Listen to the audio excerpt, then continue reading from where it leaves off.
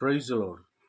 ଖ୍ରୀଷ୍ଟରେ ମୋର ପ୍ରିୟ ଭାଇ ଓ ଭଉଣୀମାନେ, ପ୍ରଭୁଙ୍କ ଶାନ୍ତି ସମସ୍ତଙ୍କ ଉପରେ ରହୁ। ଆଜି ଏହି ବିଶେଷ ଭିଡ଼ିଓରେ ଆମେ ଏକ ଗୁରୁତ୍ୱପୂର୍ଣ୍ଣ ପ୍ରଶ୍ନ ଉପରେ ଆଲୋଚନା କରିବା।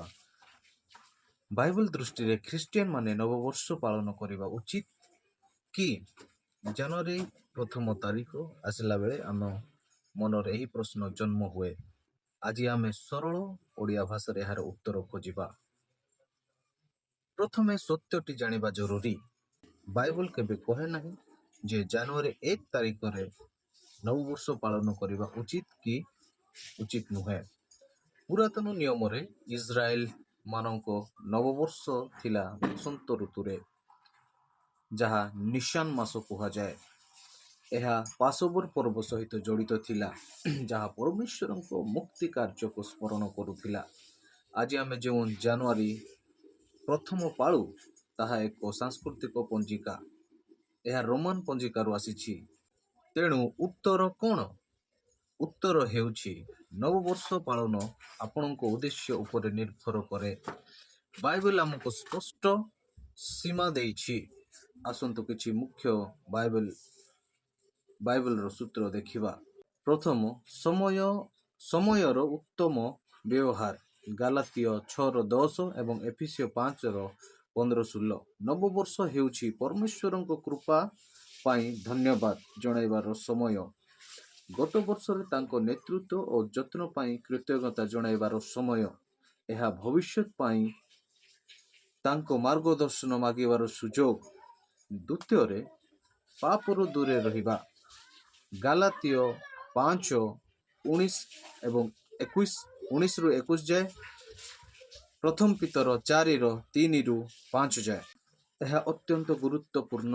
ଯଦି ନବବର୍ଷ ପାଳନର ଅର୍ଥ ହେଉଛି ମଦ୍ୟପାନ, ଅଶ୍ଳୀଳ ଗୀତ ବା ଅସଦାଚରଣ, ତେବେ ଖ୍ରୀଷ୍ଟିଆନ ଭାବରେ ଆମେ ତାହା କରିପାରିବା ନାହିଁ। ଆମର ଶରୀର ପବିତ୍ର ଆତ୍ମାଙ୍କ ମନ୍ଦିର, ଆମେ ଏହାକୁ ଅଶୁଦ୍ଧ କରିପାରିବା ନାହିଁ। ତୃତୀୟରେ, ଖ୍ରୀଷ୍ଟିଆନ ସ୍ୱାଧୀନତା ଓ ବିବେକ। ରୋମୀୟ 14। ଏହି ଅଧ୍ୟାୟ ଖୁବ୍ ଗୁରୁତ୍ୱପୂର୍ଣ୍ଣ। ପ୍ରଭୁ ଯେଉଁଠାରେ ସ୍ପଷ୍ଟ ଆଦେଶ ଦେଇନାହାନ୍ତି, ସେଠାରେ ଆମେ ବିବେକ ଅନୁସାରେ ନିଷ୍ପତ୍ତି ନେଇପାରିବା। କେହି ବାଇବଲ ଅଧ୍ୟୟନ ଓ ପ୍ରାର୍ଥନା ସହିତ ନବବର୍ଷ ପାଳନ କରିପାରନ୍ତି। କେହି ଏହାକୁ ଏକ ସାଧାରଣ ଦିନ ଭାବରେ ମଧ୍ୟ ଗ୍ରହଣ କରିପାରନ୍ତି। ଦୁଇ ପକ୍ଷ ଠିକ, କିନ୍ତୁ ଏକ ଚେତାବନୀ। ଯେ ପାଳନ କରେ, ସେ ଯେ ପାଳନ କରେ ନାହିଁ ତାକୁ ତୁଚ୍ଛ ନ କରୁ, ଏବଂ ଯେ ପାଳନ କରେ ନାହିଁ ସେ ପାଳନ କରୁଥିବା ଭାଇ ବା ଭଗ୍ନୀକୁ ଦୋଷ ନ ଦେଉ। ପ୍ରତ୍ୟେକ ବ୍ୟକ୍ତି ନିଜ ବିବେକ ଓ ବିଶ୍ୱାସ ଅନୁସାରେ ପ୍ରଭୁଙ୍କୁ ପ୍ରତି ଉତ୍ତରଦାୟୀ ହେବେ। ଖ୍ରୀଷ୍ଟିଆନ ଇତିହାସରେ ଆମେ ଏକ ସାଂସ୍କୃତିକ କ୍ଷଣକୁ ଉଦ୍ଧାର କରିବାର ଚେଷ୍ଟା ଦେଖୁଛୁ। ୱାଚ୍ ନାଇଟ୍ ସର୍ଭିସ ଏହାର ଏକ ଉତ୍କୃଷ୍ଟ ଉଦାହରଣ। ଏହା ହେଉଛି ନବବର୍ଷ ପୂର୍ବ ରାତ୍ରରେ ଏକ ବିଶେଷ ପ୍ରାର୍ଥନା ସଭା। ଏଥିରେ ଲୋକେ ବର୍ଷକୁ ବିଦାୟ ଓ ସ୍ୱାଗତ କରନ୍ତି, ପ୍ରାର୍ଥନା କରନ୍ତି, ଗୀତ ଓ ପରମେଶ୍ୱରଙ୍କର ବାକ୍ୟ ସହିତ। ଏହା ପାର୍ଟି ଓ ମଦ୍ୟପାନ ବିକଳ୍ପ ନୁହେଁ।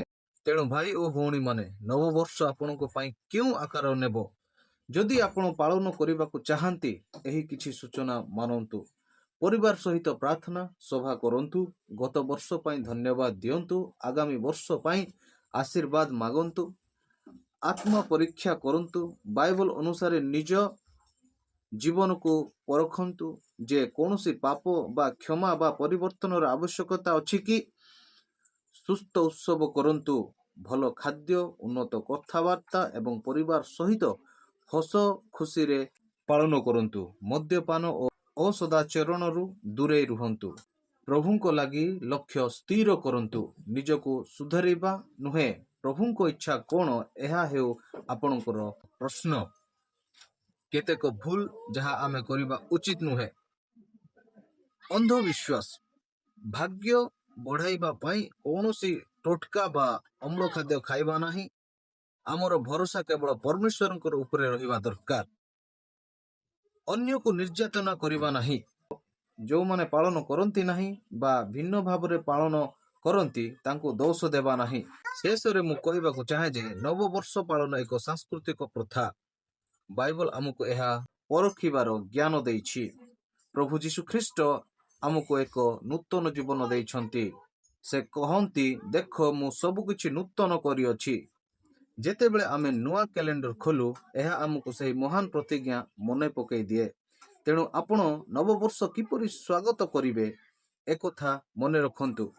ତୁମେ ଖାଅ ବା ପିଅ, ଯାହା କରୁଛ କର, ସବୁ ପରମେଶ୍ୱରଙ୍କର ମହିମା ପାଇଁ କର।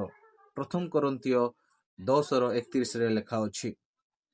ପରମେଶ୍ୱର ଆପଣଙ୍କୁ ଆଶୀର୍ବାଦ କରନ୍ତୁ। ନୂତନ ବର୍ଷ ଆପଣଙ୍କ ପାଇଁ ଆଶା ଓ ପ୍ରଭୁଙ୍କର ଅନୁଗ୍ରହ ବର୍ଷ ହେଉ। ପ୍ରେଜ୍ ଦ ଲର୍ଡ। ପ୍ରଭୁ ସମସ୍ତଙ୍କୁ ଆଶୀର୍ବାଦ କରନ୍ତୁ। ଆମେନ୍।